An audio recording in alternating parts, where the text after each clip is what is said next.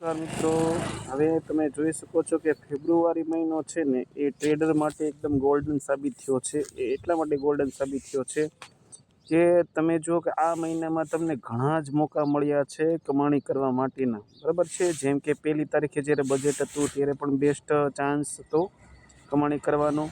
ત્યાર પછી જ્યારે ટ્રેડ ડીલ થઈ ગઈ છે એવી ટ્રમ્પે જ્યારે પહેલી વાર વાત કરી ત્યારે પણ બેસ્ટ મોકો હતો, બરાબર છે. અને એમાં પણ ઘણા લોકોએ કમાણી કરી છે જે અમારા સંપર્કમાં હતા.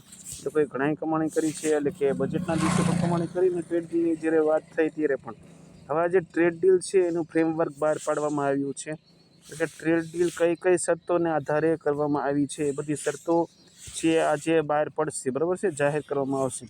તો આ જે જાહેરાત થઈ છે તેના કારણે જે ફરીથી તેજી બની છે, અને આ તેજી જે બની છે એમાં તમારે એ ધ્યાન રાખવાનું છે કે જ્યારે પણ ગેપ અપ ઓપનિંગ થતી હોય ત્યારે લગભગ કોઈને આમ લાભ થતો નથી, બરાબર છે, પરંતુ પાછળથી લાભ થતો હોય છે. એટલે કે જ્યારે ગેપ અપ ઓપનિંગ થઈ જાય એટલે થાય એવું કે બાયર ને સેલર છે સરખે સરખા બે સામસામા હોય છે, જેના કારણે માર્કેટ ઉપર પણ જઈ શકતું નથી અને નીચે પણ જઈ શકતું નથી. જ્યારે એની પોઝિશન છે 3-4 કલાક પછી કઈ સાઈડ છૂટે છે તેના આધારે, અથવા તો પહેલી 15 મિનિટ પછી કઈ સાઈડ છૂટે છે તેના આધારે કામ કરે છે. એટલે કે માર્કેટ આજે ફરીથી ગેપ અપ ઓપનિંગ થશે.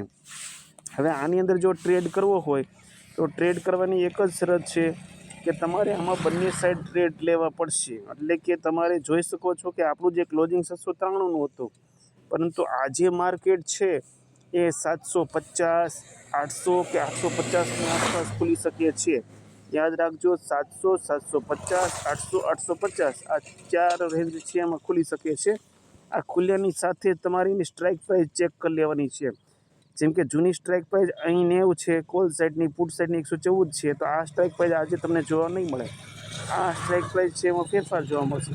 તો તમારે આ બંને જે સ્ટ્રાઇક પ્રાઇસ છે માર્કેટ ખુલતાની સાથે બંને સાઈડ એન્ટ્રી લઈ લેવાની છે. અને તમારે યાદ રાખવાનું છે કે તમારે અહીંયા માર્કેટને મિનિમમ ₹100 આપવાના છે, એટલે 100 એટલે કે સ્ટ્રાઇક પ્રાઇસના હિસાબે 100. જેમ કે બંને સાઈડ જ્યારે 50-50 હોય, અથવા તો કોલ સાઈડ ને પુટ સાઈડની જે વેલ્યુ છે 50-50 હોય છે, જો અહીં 90 છે, 114 છે, તો એવી વેલ્યુ ઉપર આપણે ખરીદી કરવાની નથી. કેમ કે આજે ગેપ અપ ઓપનિંગ થશે એટલે માર્કેટ ત્યાં ટકી જ રહે એવી કોઈ ગેરંટી નથી. એ નીચે પણ આવી શકે છે, ઉપર પણ જઈ શકે છે.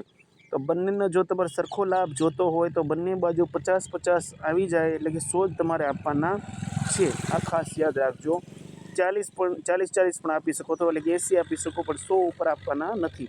તો બંને સાઈડની જે સ્ટ્રાઇક પ્રાઇસ છે 50-50 હોય, અથવા ઉપર નીચે પણ ચાલી શકે. જેમ કે તમને એવું લાગતું હોય કે ગેપ અપ ઓપનિંગ થઈને માર્કેટ નીચે આવી શકે એમ છે, તો આ પુટ સાઈડની જે 50 હોય તે લઈ લેવાની છે, કોલ સાઈડની 50 હોય તે લઈ લેવાની છે, બંને સાથે લઈ લેવાની છે.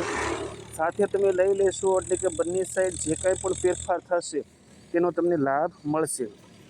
તો આજે તમારે બંને સાઈડ કોલ ને પુટ બાજુ પ્લે કરવાનું છે. યાદ રાખજો, મંગળવારે એક્સપાયરી છે, તો એક્સપાયરીમાં તમારે નુકસાન ન જાય એનું પણ ખાસ ધ્યાન રાખવાનું છે. એટલે કે તમને એમ થતું હોય કે 1000, 2000, 3000 જેવું પ્રોફિટ થઈ ગયું છે તો તમારા માર્કેટની બહાર થઈ જવાનું છે ને ફરી એન્ટ્રી લેવાની ટ્રાય કરવાની નથી.